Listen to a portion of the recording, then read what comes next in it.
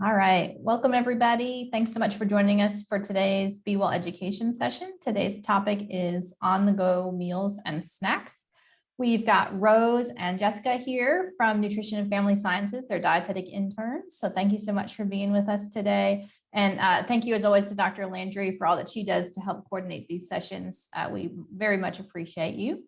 BeWell participants, you can get 5 lifestyle rewards for attending today. Stick around until the end and I will share the process for that. And then also don't be shy. The chat is there. So put your questions, comments in the chat and we'll get to those. Dr. Landry will be monitoring as well if the speakers can't get to those. And then of course, at the end, I'll be sharing some materials. And then also I'll always do a follow-up email. I'll pull the roster of attendees from the Zoom report that I can do and email those out to you as well if you miss them in the chat. So without further ado, I'm going to hand it over to Rose and Jessica. Thanks so much.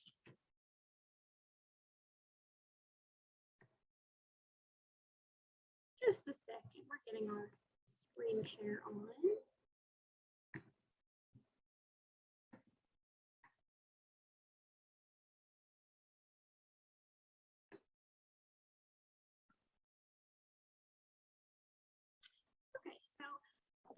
Hey, Rose, we can't hear you, so you're going to need to get closer, please.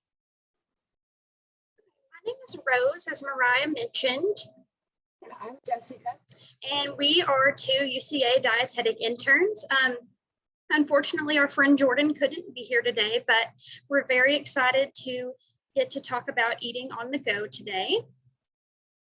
And so just a brief overview of what we're going to be talking about, meals on the go. And before we go any further, have any of you ever found it difficult to eat a healthy diet while also having a busy schedule?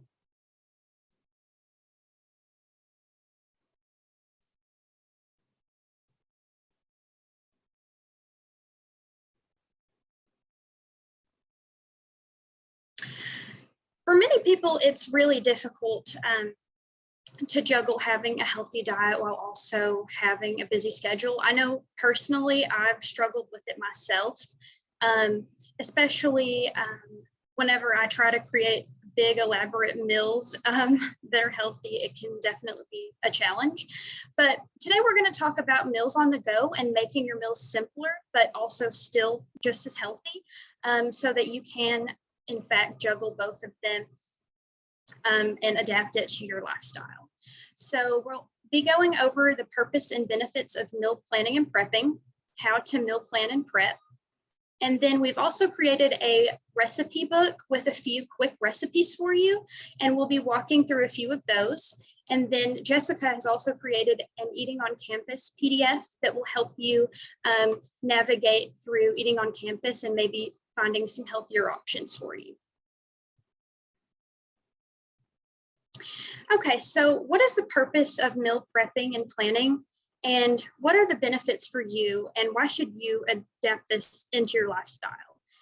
So the purpose is that meal prepping and planning allow you to prepare for your busy lifestyle while also having accessible, nutritious, good foods in your diet. Some benefits include saving money by preparing ahead. So oftentimes, whenever we have busy schedules, we end up running through the drive-through, or maybe we sit down at a dine-in restaurant. And often these plates and like combo meals can cost $5, $10, even upwards of $10. So you may be spending $50 a week throughout your work week just on fast foods or dining at different restaurants. So with meal prepping and meal planning, you can actually reduce the price of your meals throughout the week. So you'll have extra money left in your budget. I know everybody likes to save money, myself included. So maybe you could spend it on something else you enjoy, like a hobby or treating yourself to something you've been looking forward to. Another benefit is that meal prepping and meal planning helps you stay on target with your goals. So everyone has different health goals. You may be looking to lose weight. You may be looking to maintain weight. You may just want to adopt a heart-healthy diet into your life, or maybe you have pre-diabetes and you'd like to eat a consistent carbohydrate diet. Meal prepping and planning is so adaptable that it will allow you to adapt it in any way that you need to be in line with your goals. Meal prepping and planning also increases the convenience of healthy eating. So whereas before, maybe with more elaborate healthy options and recipes, it's not as easy for healthy eating to be convenient for you, but trying out some of these other meal prepping and planning recipes can allow you to also take your healthy foods on the go for you to eat, and again, stay on target with those goals. Lastly, meal prepping and planning encourages mindful eating. And so with mindful eating, it helps us be mindful of what we're fueling our bodies with throughout the week, because we make the meals and we see what we're going to have for the week to eat. And with mindful eating, it helps us with making better choices for what our bodies need and being able to listen to what our bodies need. Okay, can y'all hear me? Okay, so now moving into the how-to portion of planning and prepping, it is different for everyone. As Rose mentioned, it's really tailored to your goals, so you can go a ton of different directions with meal prepping and planning. One thing in particular that I wanted to mention is the bento boxes. I have one here. This is a pretty simple one, but they have tons of different kinds with different compartments, different sizes. This one actually has a compartment with a fork and knife in it, so that makes it easier for travel. And if you have your whole meal in here, you don't have to pack extra utensils or anything like that. So those can be super helpful with portioning, to measure out how much you're eating of each piece of your meal, and just planning ahead. You can go ahead and have that ready and just stick it in the fridge and pop it out for lunch or whatever meal you're working on. So some preparation tips. I wanted to mention that one big thing to save time with, as Rose mentioned, that's a big part of the planning and prepping, is to go ahead and when you get fresh produce, maybe you wash that when you buy it, or you go ahead and cut it or pre-package. I know my mom used to cut up berries for us and go ahead and put it in a Ziploc bag, or grapes. That made it just a lot easier to grab that fruit snack instead of maybe going for a bag of chips or something like that. Also, a lot of different products now have individual packaged options. So like in the picture on the screen, we have the instant oatmeal packets, and that's already measured out. It has any flavorings added to it. One thing to be mindful about there is what is added to it. Sometimes they add a lot of sugar or sodium. So just paying attention to the different flavors can tell you what you're getting out of each packet. And then also we have like oatmeal, or those are the oatmeal. We have like individual yogurts. We have the 90-second rice that I have on here. I think those are great. They've helped me a lot because there's no, like, you don't boil anything. You just put the package straight into the microwave and it's ready in a minute and a half. So pre-portioned options are also good. There's the yogurt, like I mentioned. A lot of trail mixes now come in pre-portioned bags. So looking at those options, sometimes those are more expensive. So that's just a factor of convenience if you'd rather save a little money or save a little time. And then also a lot of products now, like fruits and stuff in the produce section, you can buy them pre-cut. So the watermelon, berries, pineapple, and also the salad kits. They already come like with your croutons, or if there's any cheese or dressing. So all of those little things can help you save time and also plan a more nutritious meal. It just depends on if you'd rather put more time into your meal prep or if you'd rather spend a little money and then save time. Okay, so now we're going to look at Rose's recipe PDF.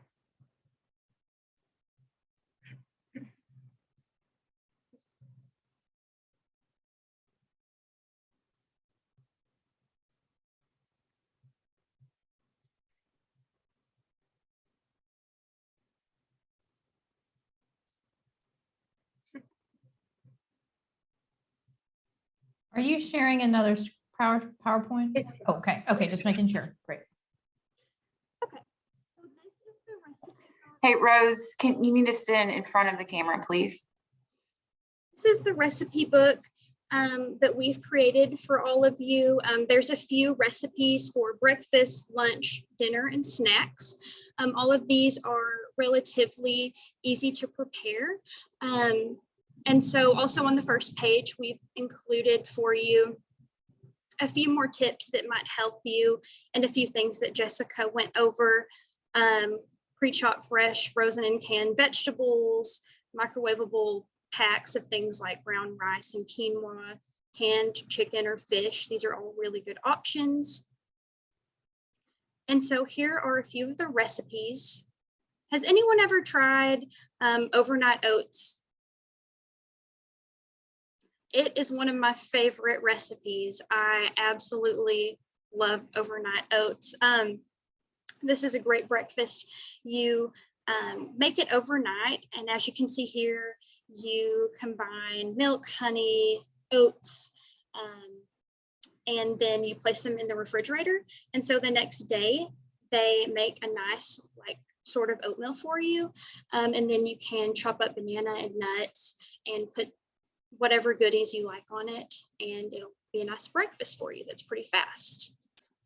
We also have microwave omelet in a mug. Again, a very simple breakfast. For lunch on the go, we spoke about bento boxes. So this is a Mediterranean bento lunch.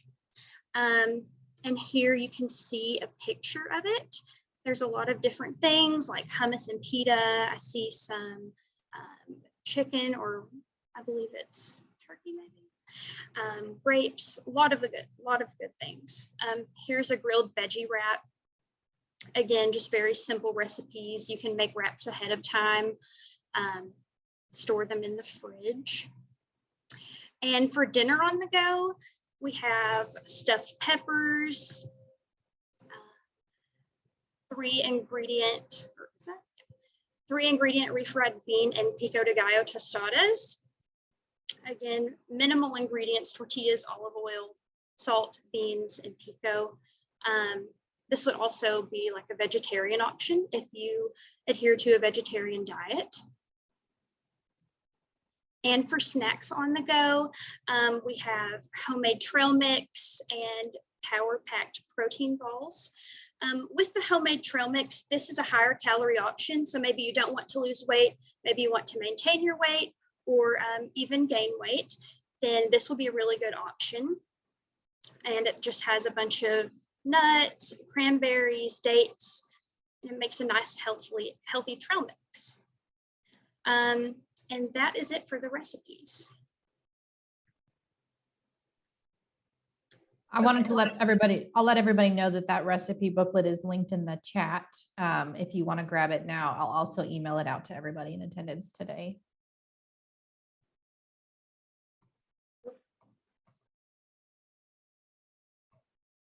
Okay, and here we have the meal guide. I think this was already made available from Mariah, but I just wanted to go over it again because this is more for eating, like if you're on campus a lot, if you'd rather just buy food, if you don't have the time to prep or you just prefer not to, this can be a good guide for eating out.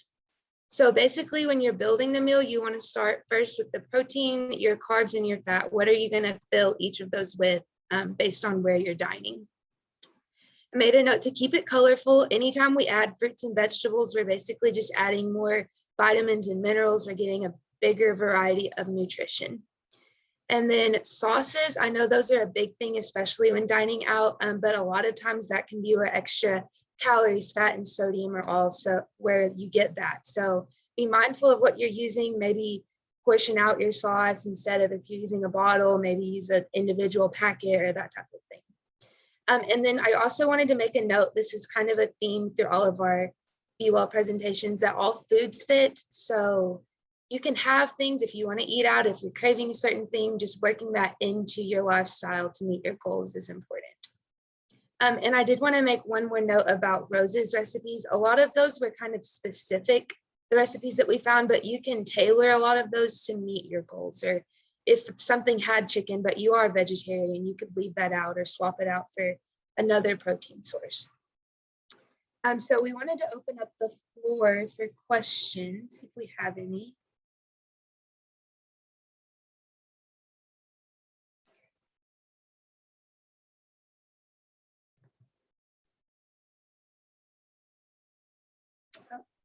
Okay, someone tried the oatmeal for breakfast.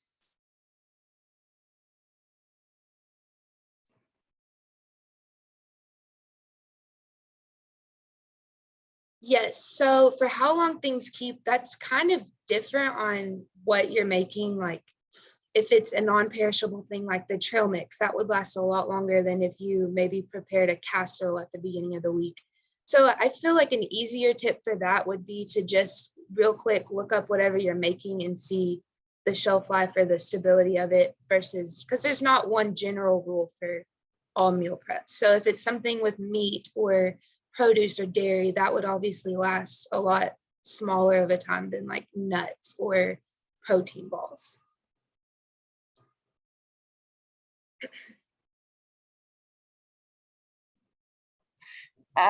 Sarah, I want to chime in real quick on that question too. So where's foods that we have, TCS is what they're called, is temperature controlled for safety.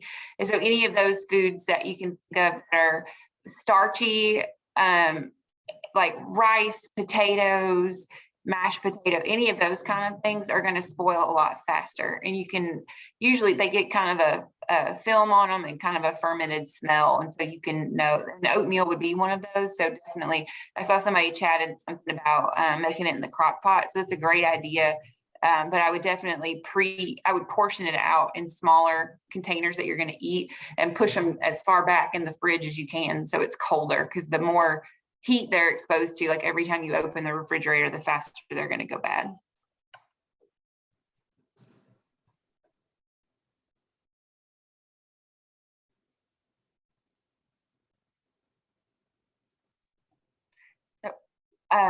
Jessica, Rose, what's your takeaway message for somebody that just comes to you and wants to eat healthy on the go? Like, what's your kind of your gut response? I think my biggest thing is to go back to what Rose said about just looking at your goals first. You can come up with a list of all different ways to meal prep and you can hear from people what works for them. But I think if something doesn't fit into your life already, it's probably not going to stick, or it'd at least be a lot harder to incorporate. Absolutely. And that's what makes meal prepping so appealing, is that you can alter it to meet your needs. As I said again, like, maybe you're looking for a heart healthy diet, you can do lower sodium meal preps. If you're wanting to maintain your weight, you can kind of adjust the calories in the box to that. It's amazing how versatile meal preps can be for you. One thing that's in that booklet, there's links to the recipes, and some of the recipes come from like the American Heart Association, Eating Well. And so those are generally healthier recipes in general. And they also provide like the nutrition facts and things in the recipe, so that when you're looking at those, you can help match it to your goals. And those websites can be a good resource in general. Just go to Wait, say, can you hear me? there you go. Okay. A lot of those websites for the recipes can just be good resources in general. If you go to the link, there's a ton of other options on their websites. We just pulled what we thought was maybe a little simpler to make or less ingredients, but there's a lot of options. And most of the links that we use are very good sources, like the Heart Association and Eating Well. Mm-hmm. Yeah.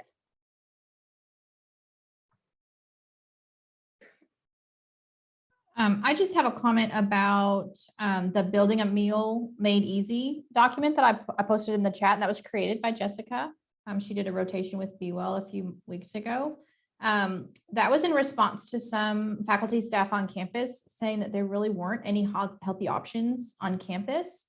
And we really disagree with that. I think there's a lot of healthy options on campus because, again, we're approaching it from all foods fit, right? There's no magic food out there that helps you lose weight or, kind of is a one quick fix kind of thing.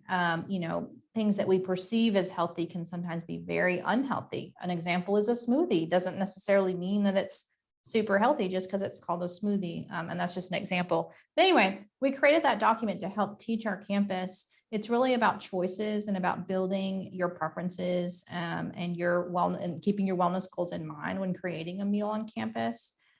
So anyway, we hope that guide is helpful to you because we really do think it's really just about navigating the options rather than there not being the options that you need available.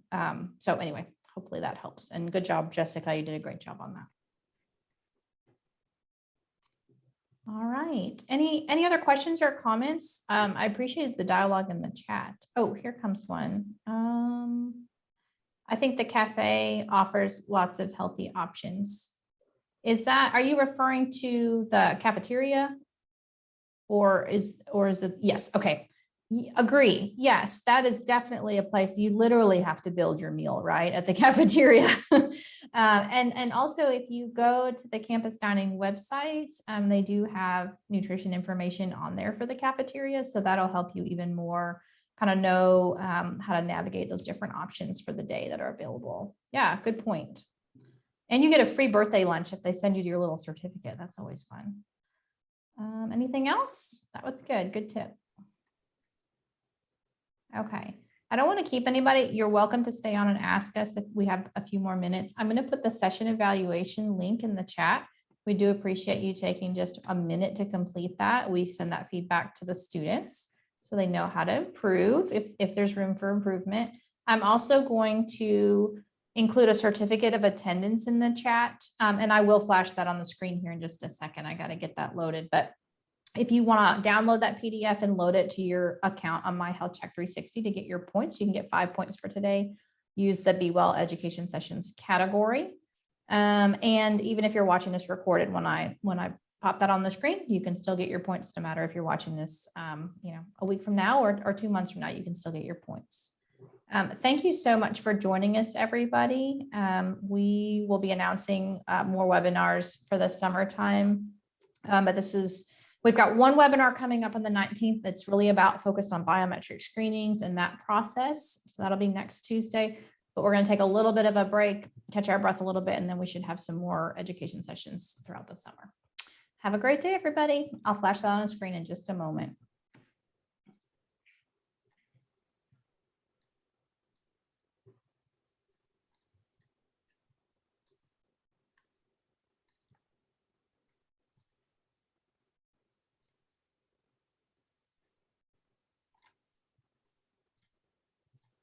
All right, let me do that. I was not prepared today. Here we go.